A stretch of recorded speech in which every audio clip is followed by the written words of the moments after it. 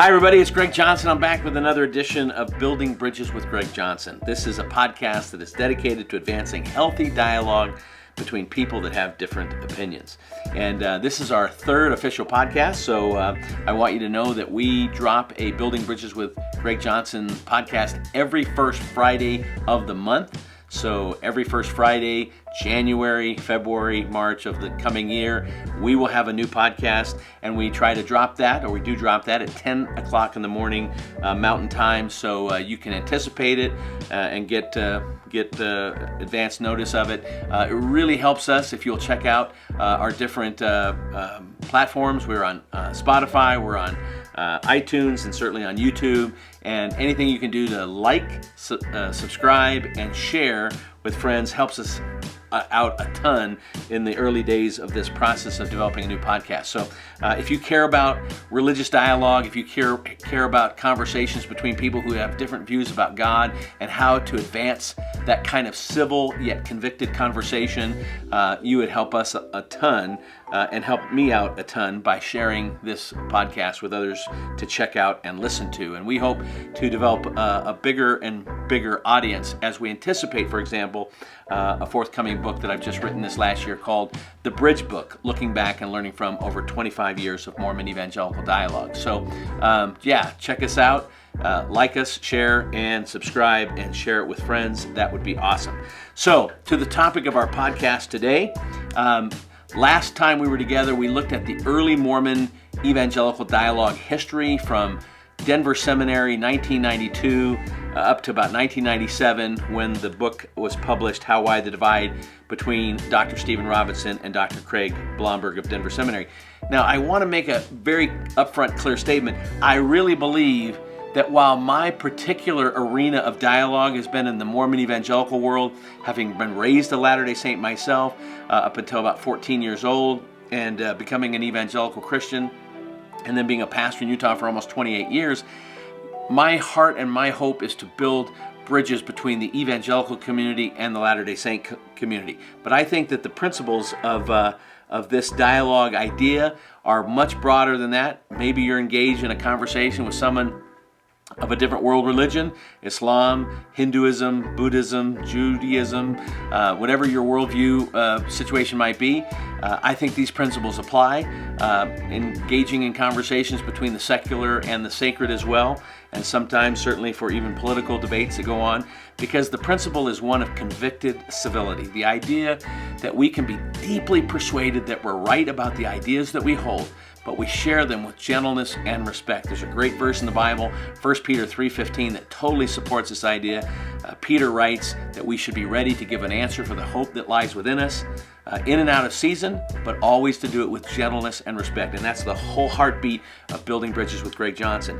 As an evangelical Christian, I am painfully aware that far too many people see evangelicals as judgmental, as arrogant sometimes, certainly proud, demeaning, aggressive, and I just think that the good news of Jesus Christ should be shared in a gentle, honest, and a respectful way. And I think that's biblically supported. So today on our podcast, we're really going to specifically focus in on a key principle that I think has been so evident and such an important part of the journey for me over the last 25 years. Basically, it's what we call the principle of divine appointments. And you know what? I just believe this is a real thing. It certainly has been real in my life. The idea that God orchestrates, opens up doors of opportunity for you and I to meet people, to engage people in random situations, in places we don't necessarily, anticipate or expect or know. You might get on an airplane and sit next to someone and have a fabulous conversation about what they believe and what you believe. And 2 hours, 3 hours later, you're going, I can't believe I had that kind of incredible conversation with a total stranger on an airplane. Or, you live in a neighborhood and you get to know a neighbor down the street or something, and you open up a little conversation, and over the course of weeks, months, and years, you have all kinds of interactions where those opportunities open up. And you think, man, I I really sensed God opened up that door. I didn't meet my other neighbors, but I met this neighbor, and it really clicked. So I just think we need to have our radar open, our radar on, rather, and we're always anticipating and looking for opportunities to connect with people, to share, to ask questions, to listen, and those principles are very helpful. But I think the idea that there is a God in heaven who opens up doors for us is something we should certainly be thinking about. So Craig Rochelle is a pretty well-known pastor, obviously very well-known pastor out of Oklahoma in a place called Life Church. In looking at his story and examples of leadership, which he teaches on quite a bit, he said something at the Global Leadership Summit a few years ago that I think is very pertinent to this idea. He said that we need to prepare for each and every meeting we have with the anticipation that it could be a life-changing opportunity. And I think about that a lot, and I think, wow, every place that we go in life, every opportunity, we can say, I'm just going to the market. I'm just going to go get a coffee. I'm just going to go hang out with somebody. You just never know who you might run into, who you might see, and just taking the initiative to say hello, hey, I think we've met before, or hey, aren't you and I acquainted with one another? And all of a sudden you have opportunities. These kind of things happen, if you know me, in my life all the time. And it's kind of a joke even with people that know me that, don't go someplace with Greg Johnson because he's going to run into all kinds of people he knows. Well, I actually think that that's not so much just a unique, lucky thing about me. I think that's something that I've cultivated and that I've been open to, and I think it can work for you as well. If you will just anticipate when you're out traveling or when you're in the neighborhood or in the community, you're getting to kind of that place of thinking, hey, if I run into somebody, what would I say? Or, I'm in a crowded place, maybe I'll run into someone I know. And with that kind of anticipation, it's almost like a game. It can be fun and incredible things can come from it. So let me give you a few examples right off the bat.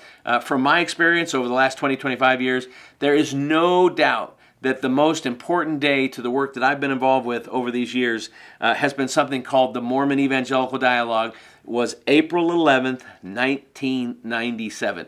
Now, I didn't know when I woke up that morning that was going to be a life-changing day for me, but there's no doubt, looking back, so much of what has happened in my life and in my ministry and in my work with Dialogue can be literally attributed to that day. So the pretext to this story is that Craig Blomberg, my professor friend who had co-authored How Wide the Divide, had come to BYU to give a lecture to the religion faculty at BYU. I was not invited to attend. I was disappointed, but, I accepted that. Then Stephen Robinson got an invitation to go speak to the faculty at Denver Seminary, where I graduated from. And having been really involved in connecting Steve and Craig, I was really hoping to go, but I was, again, not invited because of the sensitivity way back in late 1996 and early 1997. So I didn't get to go to either of those meetings. But during that second meeting, famed BYU professor, Stephen Robinson, author of his famous books, Following Christ and Believing Christ, where he meets Dr. Bruce Demarest of Denver Seminary, again, another old faculty friend of mine, someone that I'd studied with for 3 years while I was at Denver. And as a systematic theologian, they got into a conversation about some topic of study that Bruce was, pretty familiar with and that he had done his dissertation on. Well, Stephen was so impressed that he had done a dissertation with Dr. F.F. Bruce in Manchester, England, about the whole issue of the Melchizedek priesthood, that he invited him to Utah. And when I got word back in Utah as a pastor in Ogden Valley, I reached out to Bruce and I said, hey, if you're coming to Utah, would you speak at my church and I can be your host and take you down to BYU? And so I was able to make sure that I got an opportunity to be involved in that third meeting at Denver Seminary. Well, I went down there and it was a great morning. We went down, he gave a lecture, the faculty room was full of BYU scholars that were curious about an evangelical point of view on the Melchizedek priesthood, which is such an important part theologically for Mormons and for the Church of Jesus Christ of Latter-day Saints. So as this lecture was being given, I was kind of sensitive to the fact that what Bruce was saying was quite a bit different theologically. In fact, I was wondering if it was being offensive to a Latter-day Saint theologian's mind or idea. And as the conversation went on, and he took some questions and answers, gave some answers, then Dr. Robinson came up and thanked him and said that he thought he could agree with probably 75% of what Dr. Demarest had shared. And I said, there's no way. Most of that was very, very different, diametrically different than the view of a Latter-day Saint on the Melchizedek priesthood. And yet, that was his response to that. So in the course of that morning, while that was what I was focused on, Stephen Robinson, Bruce Demarest, the lecture that he was giving on the Melchizedek priesthood, that was my focus. But out of nowhere, right before the Q&A session ended, my friend to become, Dr. Robert Millett, BYU, then the Dean of Religion, he raised his hand and asked a very interesting question about something that I was somewhat familiar with. And he asked about a book that had been written in the late 1980s called The Gospel According to Jesus by well-known Bible teacher and pastor Dr. John MacArthur out of California. And I was so intrigued, having read The Gospel According to Jesus and knowing the controversy of the time about that book and the whole issue of grace and works and how all that works out, that I was very impressed that a BYU professor of religion knew about it, knew the book. So after the lecture was over, I went over to Dr. Millett, introduced myself, and just, thought I was going to have a quick chit-chat with him. That's all. That's all I was hoping for. When he found out I was a pastor, that I was working with Dr. Demarest, that I was his host, he was intrigued. He invited me into his office. I stepped into his office. All of a sudden, I'm seeing all kinds of books on the shelf that are very familiar to me by authors that are very familiar to me as an evangelical. Dr. Philip Yancey, Ravi Zacharias, Chuck Swindoll, John MacArthur, C.S. Lewis. I'm really intrigued at this point, saying, hey, Dr. Millett, why do you have all of these evangelical writers on your bookshelf? Why do you read so many evangelicals? And he had a huge section on his bookshelf. And he said, oh, Greg, he said, I really find them very interesting, and they teach the Bible so well that I learn a lot. And I saw the large section on John MacArthur, and I said, well, if I can be so bold, Dr. MacArthur is a little bit intense. He doesn't think Mormons are Christians, and he would be rather blunt about that. How do you handle that? He said, well, to be honest with you, I know that MacArthur's kind of hardcore and all that, but I still like what he teaches when he teaches about the Bible, and I learn a lot, and I really appreciate it. I said, so you're telling me you're not just reading this stuff to be able to combat or to, argue with evangelicals so that you can know our stuff or our thinking. No. He said, I really, really like what they teach, and I learn. And I'm like, that's fabulous. I gotta get to know this guy. And before I knew it, he asked me if he could come up to my office. I was officing in Ogden Valley, Utah, up in Huntsville, and pastoring a small church there, less than 100 people. And I was like, well, Dr. Millett, I will come back to BYU. I will come to your office. I don't want you to drive. I think it's a 2-hour drive from Provo up to Ogden Valley. So certainly you don't want to come up to Ogden Valley. He goes, no, I really would like to do that. I will come, and let's get something on the calendar with my secretary, and I'll come up your way. I was blown away. Again, he was willing to come 2.5 hours to drive to my office up in Huntsville, Utah. That was incredible. We had a nice lunch for him. He came up. We sat in my office. We ate lunch. It was soup and salad and some sandwiches. And then we just had an amazing conversation. Well, that divine appointment of meeting Robert Millett, Dean of Religion of BYU, that day, April 11th, 1997, has changed my life. The rest is history, as they say. And the wonderful opportunities that he and I have had to travel and meet evangelical leaders, Latter-day Saint leaders, speak in various settings around the world has been amazing. All to that one moment. I didn't know it, but God knew it. And that was the opportunity. And by simply being eager and interested and open and excited about connecting with this gentleman, amazing things opened up for me. Now, this day is particularly significant because there was a double whammy, if you will, with this day, April 11th, because as I finally left Dr. Millett's office and drove away from BYU's campus with my friend Bruce, he had never seen downtown. He'd never been to Temple Square. He'd never been around that area. So I asked him if he wanted to stop and take a quick walk around, maybe have a bite to eat for lunch. And he said that he was interested, so we did. We walked around, we had a little bite to eat. And as we were kind of wrapping up our time, maybe 2 o'clock or so, I'm standing on the street corner.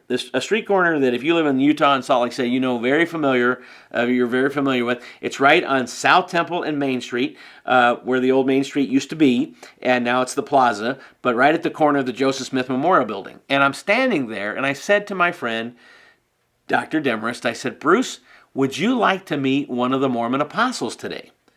And he said, sure, very casually. He said, sure, can we do something like that? I said, well, not normally, but one is standing right in front of us, so let's just say hello. Now, I grant you, I'm interested in the LDS church. I'm interested in the LDS culture. I know not everybody would recognize an LDS apostle on the street, but I was familiar enough with the leadership of the LDS church to recognize that we were standing immediately behind none other than one of the younger apostles at the time, Jeffrey R. Holland, former BYU president and apostle since whenever. But there we were standing right behind him. And so I said, excuse me, Elder Holland. And he turned, and I think he probably thought I was a Latter-day Saint who was interested in saying hello. But I quickly identified myself and basically said the following. I said, Elder Holland, my name is Pastor Greg Johnson. I'm from Utah. This is my good friend, Dr. Bruce Demarest of the Denver Theological Seminary. He was just invited and gave a lecture down at BYU to the religion faculty on the Melchizedek priesthood, and we were just visiting Temple Square and saw that you were standing in front of us and thought we could say hello to you. Well, basically, Elder Holland was somewhat surprised and kind of shocked by all of that detail, and he said, I'll never forget it, he said, young man, that was a mouthful. Could you please repeat yourself? And I said, well, sure. I'm Pastor Greg Johnson. This is Dr. Bruce Demarest. We were just down at BYU. And he was teaching on the Melchizedek priesthood, and so we just wanted to say hello. Now, just figure that out for a minute. I mean, I didn't set that up. I didn't figure out how to be on South Temple and Main Street at the exact right moment to be standing right behind Jeffrey Holland and his companion, whoever he was meeting with. He turned out to be a Maryland congressman at the time. And we just chit-chatted for about 10 minutes right there on the street corner. Finally, he said, I'm now late for my meeting. Here's my card. I'm so intrigued by this that I want you to call my secretary today and make an appointment for you and I before the end of June. So I said, okay. Actually, since before the end of May. So I was anxious to do that. I would later call his secretary, Randy, and ask about this. She seemed to know who I was and know about making that appointment, and I was looking forward to it, and a meeting was scheduled for May, about a month later. So in those two situations, there's probably, without a doubt, nobody that has advanced the Mormon evangelical dialogue with me more significantly, certainly from the Latter-day Saint side, than Jeffrey R. Holland, member of the Quorum of the 12 Apostles, now one of the leading apostles, and Dr. Robert Millett, who is now retired from the BYU faculty as of 2013, but so important theologically, formerly the dean of the religion faculty, former Richard L. Evans chairholder, a Smoot professor at BYU, highly respected, highly regarded. And those doors that opened up that day have led to so much interaction, from Rabbi Zechariah speaking at the Tabernacle twice, to Nick Vujicic speaking at the Tabernacle, to Mission Loving Kindness during General Conference, where Evangelicals provided a pathway to General Conference on the part of the Latter-day Saints in 2004, to all kinds of meetings and dialogues with students and scholars and leaders, and presentations between Dr. Millett and I, 65 to the number. Think about all that came from that one day. If I would have been sick that day, or chosen not to go with Bruce Demarest, or got a flat tire or something, all of that would have been lost to me. Now, I know God could have arranged for those meetings to take place in another setting, another situation, to be sure. But I know that innate within me and my desire to be faithful to God is to anticipate opportunity. And that principle that Craig Rochelle shared about prepare for every meeting that you have in life as a possible life-changing opportunity. it doesn't mean that every meeting is going to be a life-changing opportunity. It just means that on occasion, you may have experiences with people that open up wonderful new friendships, wonderful new dialogues. You might meet somebody that's going to give you a job. You might meet somebody that's going to open up a door and make a connection for you. You might meet someone who you share about spiritual things with, who embrace those ideas, and you've helped someone to find eternal life with God. I mean, there's all kinds of treasures of possibilities of things that could come out of good, healthy dialogue, good, healthy conversation with people. And again, that's our focus right here on this podcast, building bridges, opening up doors, crossing the bridge, figuring out how to connect with people. I'll never forget, in meeting with Dieter Uchtdorf of the First Presidency at the time, in 2011, we were meeting in his office, and he had a copy of the book that Bob Millett and I co-authored together in 2007 called Bridging the Divide. And he looked at the book, and he said to me, he says, Pastor Johnson, I want you to know that I'm really impressed by this title and by this book cover, and I want you to know, as a Latter-day Saint leader, I'm not interested in coming out onto the bridge with an evangelical leader just to take a photo or just to have a superficial moment. What we really need to be willing to do is come out onto the bridge, shake hands, sit down, get to know one another, and actually have long conversations and multiple conversations. I was so encouraged by Elder Uchtdorf, President Uchtdorf at the time's words on that I was, I've shared them with other people about, yes, this idea of doing something more than a superficial meet and greet, but something of more substance is really what we're about here. This isn't branding. This isn't public relations. This isn't a photo op.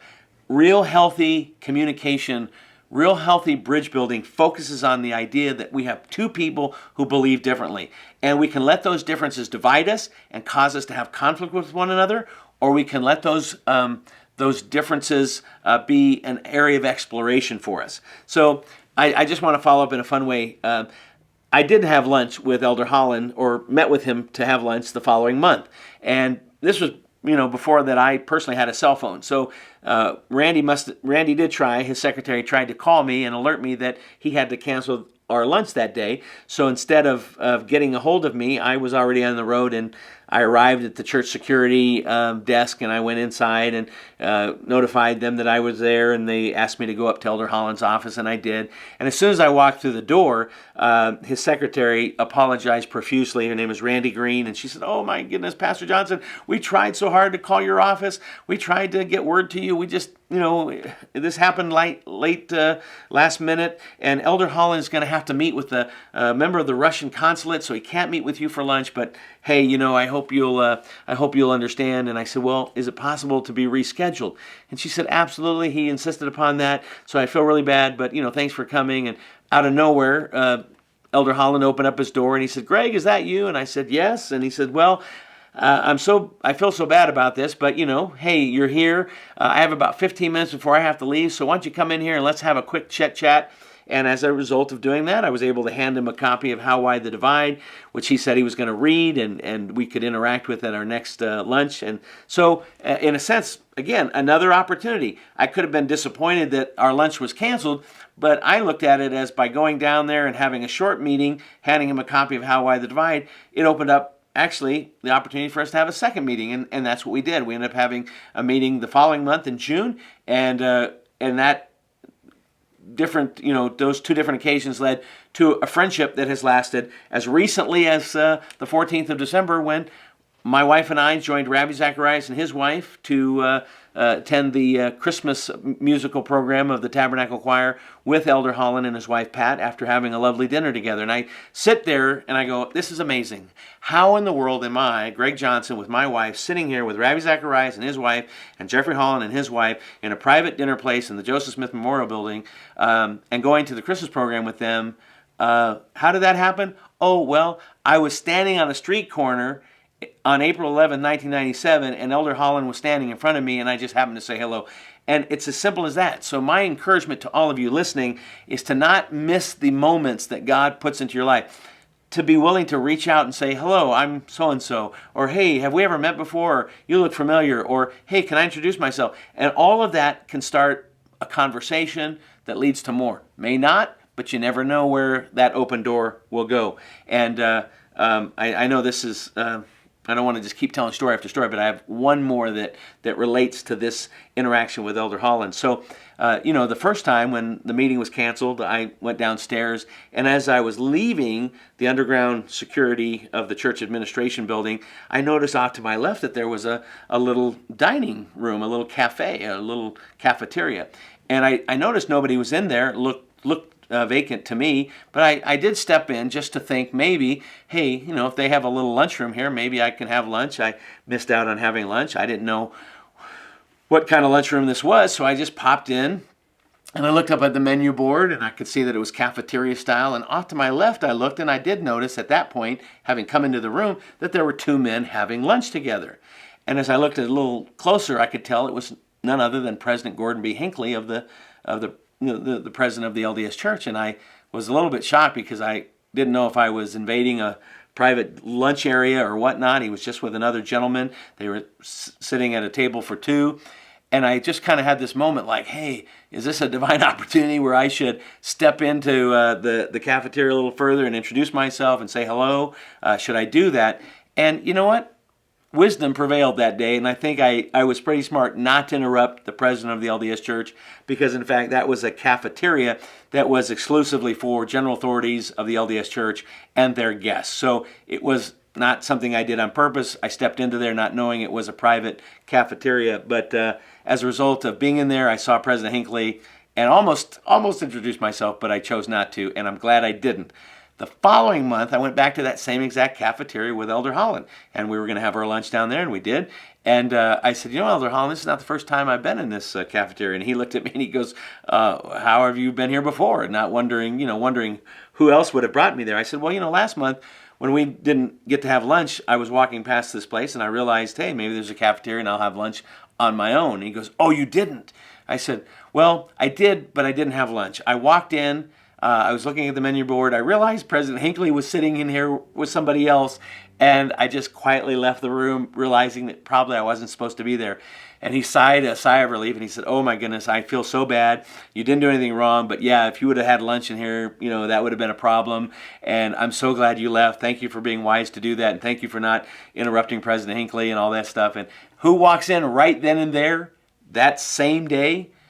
President Hinckley, with that same gentleman. I recognized him from the month before, and all of a sudden I realized, as Elder Holland introduced me to the other man, he said, this is President Hinckley's son, Clark Hinckley. And so we greeted each other. I did not greet President Hinckley at that moment, but I just ended up having a moment of saying hello to Clark, and Elder Holland said, this is my new pastor friend, Greg Johnson, da-da-da-da. So we just kind of went through the cafeteria line, and then Elder Holland paid for my lunch, and Clark, President Hinckley's son, passed by me. So now I'm standing side by side with President Hinckley, and I just turned to him and I said, President Hinckley, I'm Pastor Greg Johnson. I'm having lunch with Elder Holland today. I thought I'd say hello to you. And he said, well, hello to you. So that's the only time. Well, actually, I would have another meeting with President Hinckley later, but for the point of my conversation today with you, my podcast, these divine appointments lead to more opportunities and more opportunities. And I know you could be listening right now and saying, hey, these are cool stories, Greg. You got to meet President Hinckley. You got to meet Elder Holland. You got to meet Robert Millett. Cool for you. You might think that, this had something to do with me or my personality or whatever. And I understand that we all have different personalities, and I understand that some of us are more shy and some of us are more extroverted.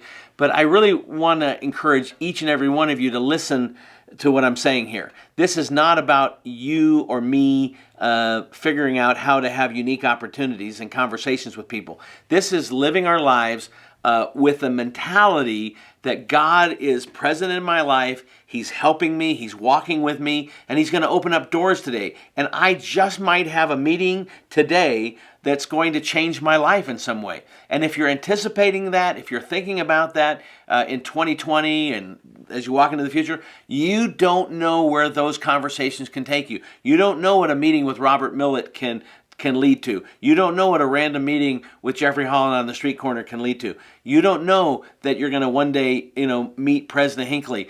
In relationship to those high-level people, I get it, that sounds very extravagant, but this is true for all kinds of relationships. I had the privilege of baptizing a guy 20 plus years ago in my church in Ogden Valley. And during that time, I baptized his son. Lo and behold, my friend Tom, I haven't seen him in a while, he passed away on December 7th. His son knew that I was his pastor once upon a time. He reached out to a mutual friend, got my number, and reached out to me and asked me to do the funeral service. And as I got to talk with Tom's son, Thomas, I realized he was not walking with God or involved with a relationship with God. And immediately I sensed this was not about doing a funeral. In my heart, I wanted to think that maybe God has an appointment for me to become Thomas's friend after 20 plus years, knowing him when he was a little boy. I reached out to him multiple times during the service before and after, and I said, hey, Thomas, if there is ever a time, here's my card, if there's ever a time that you get down or discouraged and you want to talk to somebody, this is my card. You call me day or night. I don't care if it's 5 years from now and you find this card in your desk or something and you just want to talk to someone like me, you pick up that phone, call me. I would be thrilled and honored.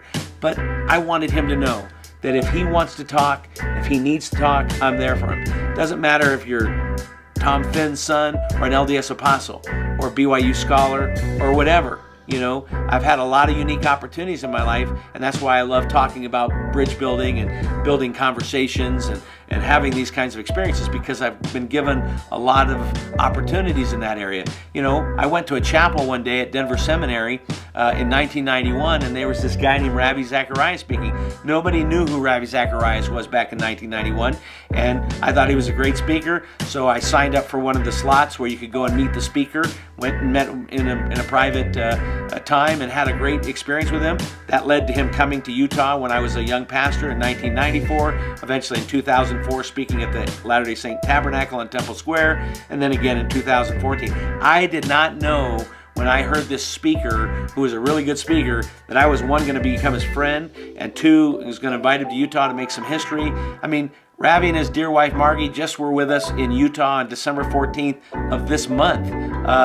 And they sat down and had dinner with my wife and I and Jeffrey Holland and his wife Pat. And then we went to the Mormon Tabernacle Christmas program at the conference center.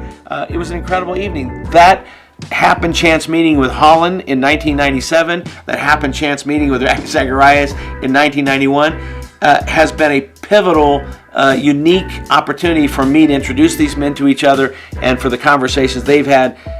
That's incredible influence, just incredible influence. And, you know, I'm encouraged by Proverbs 16 that says that sweetness of speech leads to influence. You know, hey, you never know what divine appointment God has for you today. I'll never know what God's divine appointments might be for me today. But as I walk through my day, as you walk through your day in 2020, be open, anticipate that something may be opening up to you that day. If you will do that, if I will do that in 2020, I can guarantee you that at the end of the year, we'll both look back and say, wow, we had some really amazing conversations. We met some incredible people and had some incredible discussions and conversations. And I think that is a huge, huge principle for the evangelical Mormon dialogue, but I think that's a principle for dialogue and conversation in general and building bridges, just a good, healthy dose of curiosity. So as I leave you for another month, please like, subscribe, and share with others. It really would be awesome if you checked us out on iTunes, Spotify, or YouTube. You can watch it on YouTube or listen to it, either one, certainly on Spotify and iTunes. And tell a friend, because we want to build a community of people who believe in good, healthy dialogue and change the culture and the context of how people interact about religious topics that are coming from a different perspective. So thank you so much for listening in. We'll see you next time on Building Bridges with Greg Johnson.